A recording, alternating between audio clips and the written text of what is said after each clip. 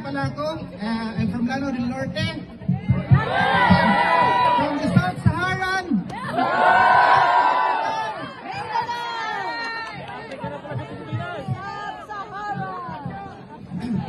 Sinong hindi umiyak nung inaresto si Tatay Digong? Lahat umiyak, di ba? Sana obserbahan ninyo. Tama ba ang pag-serve ng warrant of arrest na nasa mobile phone lang? Dati akong pulis sa Pilipinas. No? Pero, hindi tinuro yan sa amin na ganun lang. Dapat may hard copy. Itoris lang na nagsabi yun. Pangalawa, Itoris lang na nagsabi yun. hindi ba nila nilabag ang arrest proceedings ng ICC? Dapat, nung inaresto si Tatay Digong, ay dapat dinala siya sa korte natin. Pero ginawa ba nila? Abusado! Nabigyan ba siya ng karapatan? Wala!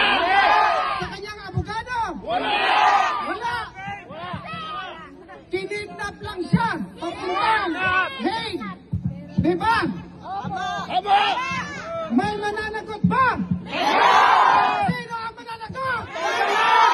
Sino ang gustong kumalatgan sa kanya?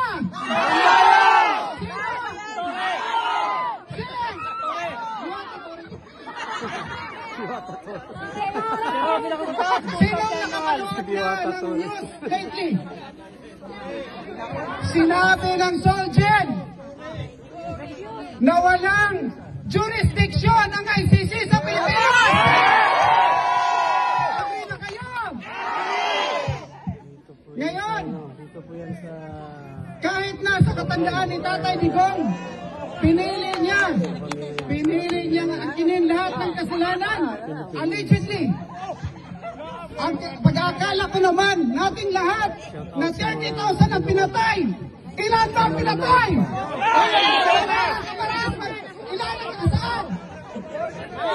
19 at saka 24 lang. 30,000 is just a propaganda.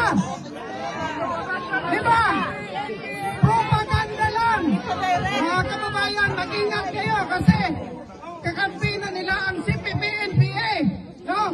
It doesn't need to be true, but it has to look like that. Tingnan nyo ang mga picture ng mga namatay, allegedly ng AJK daw. Diba? Mga fake. Diba? Mga fake. Kaya mag-ingat kayo. No?